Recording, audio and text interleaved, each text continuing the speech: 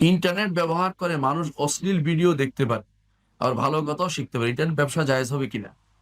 সমস্যা হচ্ছে কি জানেন?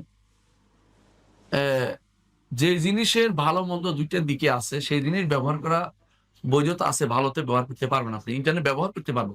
কিন্তু যারা ব্যবসা করে তারা ভালো করেই জানে যে বেশিরভাগ যুবকরাই ক্ষতিগ্রস্ত হচ্ছে ইন্টারনেট দ্বারা।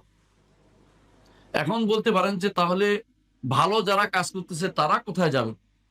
এই জন্য এই জায়গাটুকু আপনি যদি ভালো করে জানেন যে, এইটা জানেন যে আমি যদি কোনো এটা বন্ধ করে দেয়, এই এলাকায় ইন্টারনেট ব্যবহার হবে না, তাহলে ইয়ারও লাগবে না, ভালো মানুষেরও দরকার লাগবে না, খারাপ মানুষের দরকার লাগবে, ইন্টারনেট ব্যবহার বন্ধ করে দেয়।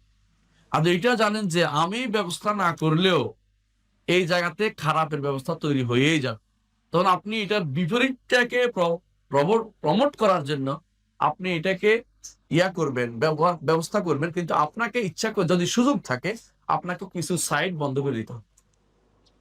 যদি বলেন তো আমি উন্মুক্ত রাখছি, তাহলে আপনি হারামের মধ্যে ঢুকে গেছেন। আমি যতটুকু জানি, এই যে ইন্টারনেটে যে এগুলো করে, কেবল যারা করে, ওরা ইচ্ছা করলে কিছু সাইট বন্ধ করে রাখতে পারে। তো আপনি যদি এরকম করতে না পারেন, তাহলে আপনার জন্য ব্যবসাটা হারাম হয়ে যাবে। আর যদি করতে পারেন, বন্ধ করেন, আপনার জন্য জায়েজ হবে। এরপরে নেওয়ার পরে ঘরের ভিতরে কি করতেছে, এটা তো আপনি তো আপনার দায়িত্ব নিবেন না।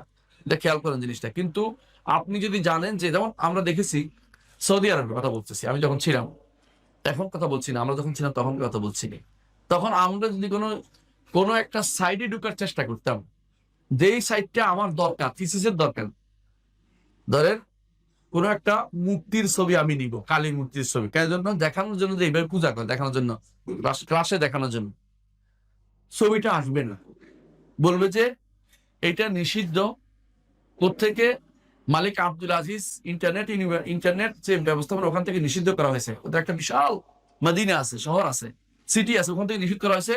তুমি যদি চাও, স্পেশালি তাদের কাছে আবেদন করো, কেন তুমি চাও এটা লিখে দাও, তোমার জন্য স্পেশালি ছাড় ব্যবস্থা করা, যদি যৌক্তিক মনে হয়।